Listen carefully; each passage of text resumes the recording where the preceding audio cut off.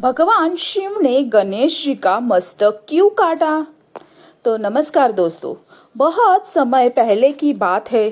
कैलाश पर्वत पर माता पार्वती और भगवान शिव निवास करते थे। एक दिन माता पार्वती स्नान करने जा रही थी। उन्होंने सोचा कि जब तक मैं स्नान कर रही हूँ कोई भी अंदर न आए।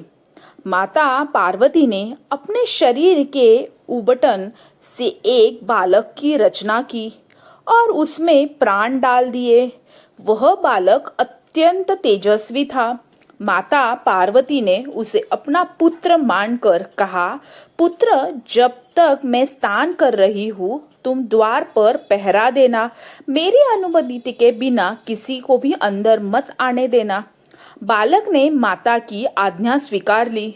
कुछ समय के बाद भगवान शिव वहां आए। वे अंदर जाना चाहते थे, लेकिन बालक ने उन्हें रोक दिया।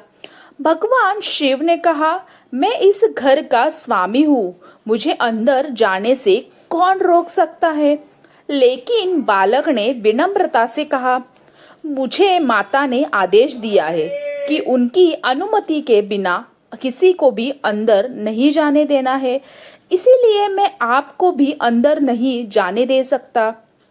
भगवान शिव ने उसे बहुत समझाया, लेकिन बालक अपनी माता की आज्ञा से पीछे नहीं हटा। स्थिति इतनी बढ़ गई थी कि भगवान शिव के गुणों और उस बालक के बीच युद्ध होने लगा। बालक ने अकेले ही भगवान शिव के गणों का सामना किया। यह देखकर भगवान शिव क्रोधित हो गए। अत्यंत उन्होंने अपने त्रिशूल से उस बालक का मस्तक अलग कर दिया। जब माता पार्वती बाहर आई तो अपने पूर्व को मृत अवस्था में देखा तो वे अत्यंत क्रोधित हुई, दुखी हो गई। उन्होंने कहा कि यदि मेरे पुत्र को जीवित नहीं किया गया तो मैं अपनी शक्ति से पूरी सृष्टि का विनाश कर दूंगी। माता पार्वती के क्रोध से देवता भी भयभीत हो गए। सभी भगवान शिव के पास पहुंचे और उनसे माता पार्वती को शांत करने का अनुरोध किया। भगवान शिव ने माता पार्वती को वचन दिया कि वे उनके पुत्र को पुनर्जीवित करेंगे। उन्होंने अपने गणों से कहा, उत्तर दिशा की ओर जाओ और जो पहला जीव मिले उसका मस्तक लेकर आओ। गणों को एक हाथी मिला।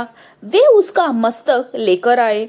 भगवान शिव ने उस हाथी के मस्तक को बालक के शरीर पर स्थापित कर दिया और अपनी दिव्य शक्ति से उसे पुनर्जीवन प्रदान किया।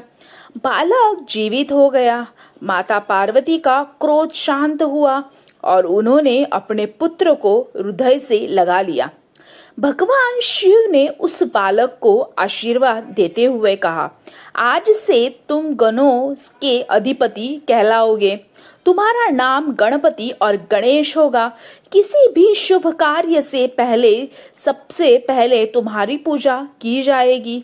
सब देवताओं ने गणेश जी को आशीर्वाद दिया। तभी से गणेश जी की प्रथम पूज्य माना जाता है। मित्र हो, इस कथा से हमें यह शिक्षा मिलती है कि माता पिता की आज्ञा का पालन, कर्तव्य के प्रति निष्ठा और सच्ची भक्ति बहुत महत्वपूर्ण है। गणेश जी ने अपनी माता की आज्ञा के लिए स्वयं भगवान शिव के सामने भी अपने कर्तव्य से समझौता नहीं किया। इसी निष्ठा के कारण उन्हें देवताओं में प्रथम पूज्य होने का सम्मान मिला। गणपति बाप्पा मोरया, हर हर महादेव।